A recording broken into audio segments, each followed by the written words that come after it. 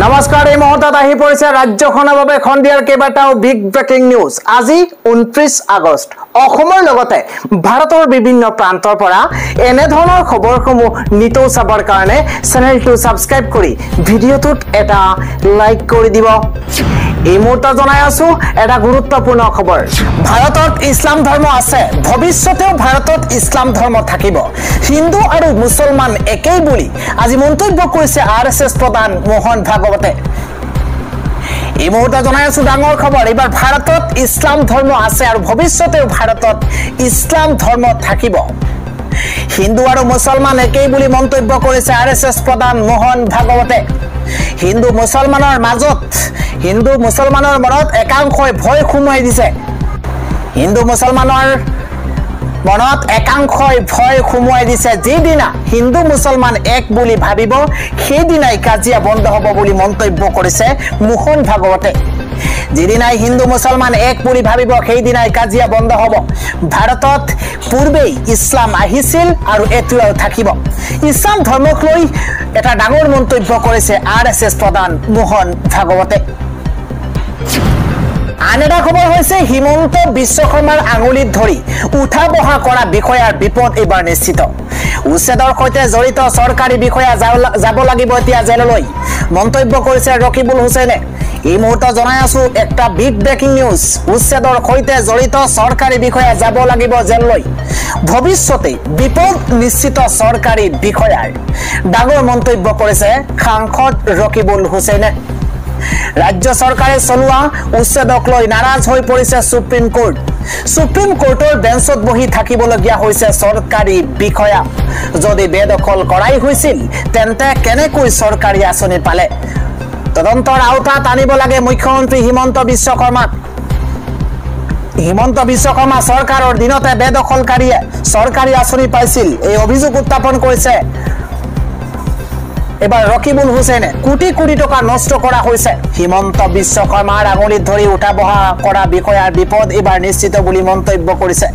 আইনগতভাৱে ব্যৱস্থা এইসকলৰ বিৰুদ্ধে ল'ব লাগিব, চৰকাৰী বিষয়াৰ বিৰুদ্ধে হ'ব বিস্ফোৰক মন্তব্য কংগ্ৰেছ সাংসদ ৰকিবুল হুছেইনৰ।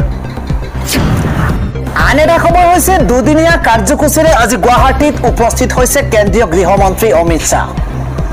গুৱাহাটীত উপস্থিত হৈছে কেন্দ্ৰীয় গৃহমন্ত্ৰী অমিত শ্বাহ। দুদিনীয়া ভ্ৰমণসূচীৰে গুৱাহাটীৰ বিভিন্ন সভাত উপস্থিত হৈছে অমিত শ্বাহ। নিশা বিজেপিৰ কৰ কমিটিৰ বৈঠকত অংশগ্ৰহণ কৰিছে আৰু তিনিটাকৈ গুৰুত্বপূৰ্ণ কাৰ্যসূচীত অংশ লৈছে অমিত শ্বাহে। পুৱা 11:30 বজাত ৰাজভৱনৰ ব্ৰহ্মপুত্ৰ উইং মুকলি কৰিছে অমিত শ্বাহে। মুকলি কৰিছে দেশৰ দ্বিতীয়টো ৰাষ্ট্ৰীয় চাইবাৰ ফৰেনচিক গৱেষণাগাৰ। ভাৰ্চুৱেলি মুকলি কৰিছে দেৰগাঁওস্থিত গৱেষণাগাৰটো। বিয়লি খানাপাৰাত NDAৰ পঞ্চায়ত সন্মিলনত অংশ ল'ব গৃহমন্ত্ৰী অমিত শ্বাহে। সম্বোধন কৰিব নৱনিৰ্বাচিত পঞ্চায়ত প্ৰতিনিধিক। শুভাৰম্ভণি কৰিব গোলাপ বৰবৰাৰ জন্ম শতবাৰ্ষিকীৰ কাৰ্যসূচী। কলাক্ষেত্ৰত জ্যোতি বিষ্ণু প্ৰকল্পও পৰ্যবেক্ষণ কৰিব গৃহমন্ত্ৰীগৰাকীয়ে। গুৱাহাটীত উপস্থিত হৈছে গৃহমন্ত্ৰী অমিত শ্বাহ। আন এটা খবৰ হৈছে মুছলমানৰ অৱস্থা অতিকৈ ভয়ংকৰ হৈ পৰিছে। আল্লাহৰ ওচৰত সকলো মুছলমানে দোৱা প্ৰাৰ্থনা কৰক।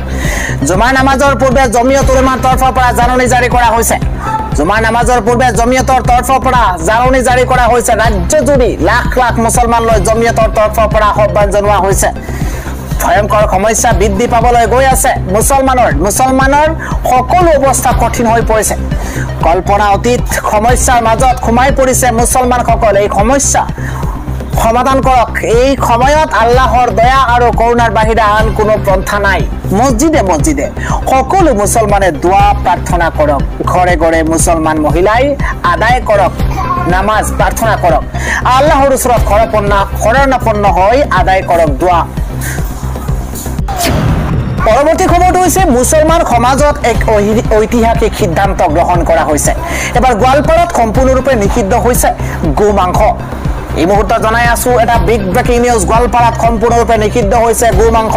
বৃহত্তৰ মুছলমান সমাজে লৈছে ডাঙৰ সিদ্ধান্ত। এই মুহূৰ্তত সম্পূৰ্ণৰূপে চহৰ অঞ্চলতো নিষিদ্ধ ঘোষণা কৰা হৈছে গো মাংস।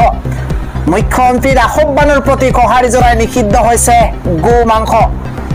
আজিৰে পৰা কোনো হোটেলতে পৰিবেশন নহব গোমাংস বজাৰ বা মুক্ত এলেকাত বিক্ৰী নহব নিষিদ্ধ মাংস নীতি উলংঘা কৰিলেই আইনৰ যোগেদি দিয়া হ'ব কঠোৰৰ পৰা কঠোৰতম শাস্তি কংগ্ৰেছী জহিৰুল ইছলামৰ নেতৃত্বত বৃহৎ সভাৰ আয়োজন কৰা হৈছে পশ্চিম গোৱালপাৰাৰ আমবাৰী জিলা পৰিষদৰ সদস্য জহিৰুল আমবাৰী মাৰকুলা নলংগা ৰৌমাৰী খৰমুজাৰ লগতে ৰামহৰি খানখোৱা গাঁও পঞ্চায়তে লৈছে এই বৃহৎ সিদ্ধান্ত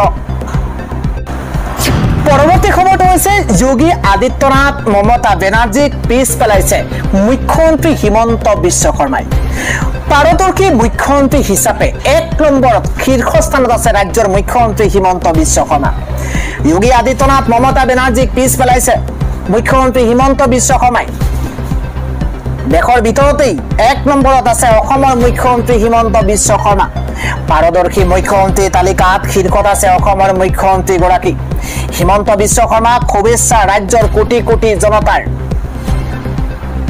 অসমৰ বাবে আহিছে অত্যন্ত ভাল খবৰ পাৰদৰ্শী মুখ্যমন্ত্ৰী তালিকাত আছে শীৰ্ষত অসমৰ মুখ্যমন্ত্ৰী হিমন্ত বিশ্ব শৰ্মা 44.06% লোকে স্বীকাৰ কৰিছে মুখ্যমন্ত্ৰীৰ পাৰদৰ্শিতাৰ কথা 10খনতকৈ অধিক লোকসভা থকা ৰাজ্যত শ্ৰেষ্ঠত্ব অৰ্জন কৰিছে মুখ্যমন্ত্ৰী গৰাকীয়ে এই তালিকাত কোন কিমান নম্বৰ স্থানত আছে আমি প্ৰতিটোত শেহতীয়া তথ্য জনোৱাৰ চেষ্টা কৰিছো 41.9%ৰে 2 নম্বৰত আছে ছত্তীশগড়ৰ মুখ্যমন্ত্ৰী বিষ্ণুদেও সাই 41.9%ৰে তৃতীয় স্থান দখল কৰিছে ঝাৰখণ্ডৰ মুখ্যমন্ত্ৰী হেমন্ত সোৰেনে 40.7%ৰে চতুৰ্থ স্থানত আছে গুজৰাটৰ মুখ্যমন্ত্ৰী ভূপেন্দ্ৰ পেটেল কেৱল খিমানেই নহয় 40.4%ৰে পঞ্চম স্থান দখল কৰিছে উত্তৰ প্ৰদেশৰ মুখ্যমন্ত্ৰী যোগী আদিত্যনাথে 39.2%ৰে ষষ্ঠ স্থানত আছে মোহন যাদৱ 38.1%ৰে সপ্তম স্থানত আছে অন্ধ্ৰ প্ৰদেশৰ মুখ্যমন্ত্ৰী চন্দ্ৰবাবু নাইডু 34.2%ৰে অষ্টম স্থানত আছে উৰিষ্যাৰ মুখ্যমন্ত্ৰী মোহন চৰণ মাঝি 30.1%ৰে নৱম স্থানত আছে পশ্চিমবংগৰ মুখ্যমন্ত্ৰী মমতা বেনাৰ্জী আৰু 29.9%ৰে দশম স্থানত আছে পঞ্জাবৰ মুখ্যমন্ত্ৰী ভগৱন্ত সিং মান ৰাজ্য পৰিচালনাৰ প্ৰশাসনিক দক্ষতাৰ স্বীকাৰ কৰা হৈছে সমীক্ষাত আন এটা ব্ৰেকিং নিউজ হৈছে যোৰহাটত নিষিদ্ধ কৰা হৈছে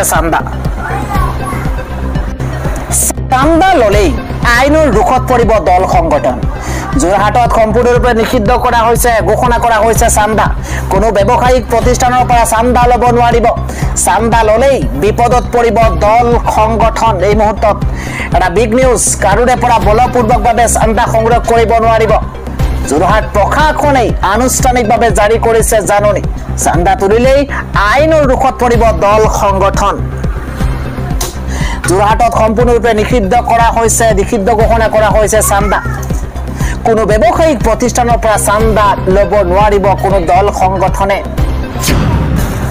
পৰৱৰ্তী খবৰটো হৈছে এইবাৰ চাহপাতৰ মূল্যই কন্দুৱাইছে ক্ষুদ্ৰ চাহ খেতিয়কক এবাৰ আমি কিদৰে জীয়াই থাকিম 1 কেজি চাহপাতৰ মূল্য হৈছে মাত্ৰ 15 টকা ক্ষুদ্ৰ চাহ খেতিয়কৰ ধ্বংস কৰাৰ ষড়যন্ত্ৰ কাৰ হৈছে 1 কেজি চাহপাতৰ মূল্য হলগৈ মাত্ৰ 15 টকা ৰাজ্যৰ 2 লাখ ক্ষুদ্ৰ চাহ খেতিয়কৰ হাহাকাৰ অৱস্থা এই মুহূৰ্তত অস্বাভাৱিক হাৰত হ্ৰাস পাইছে কেঁচা পাতৰ দাম মূৰে কপালে এতিয়া হাত দিছে ক্ষুদ্ৰ চাহ খেতিয়কে চাহপাতৰ দাম হ্ৰাসক লৈ পোহৰলৈ আহিছে উদ্বেগজনক তথ্য অসমৰ চাহৰ মৃত্যু ঘণ্টা বজাৰটো প্ৰায় নিশ্চিত হৈ পৰিছে কলকাতাত চাহৰ নিলাম কেন্দ্ৰত উৎপাদিত চাহে নাপায় উচিত মূল্য চাহপাতৰ মূল্যই কন্দুৱাইছে এতিয়া ক্ষুদ্ৰ চাহ খেতিয়কক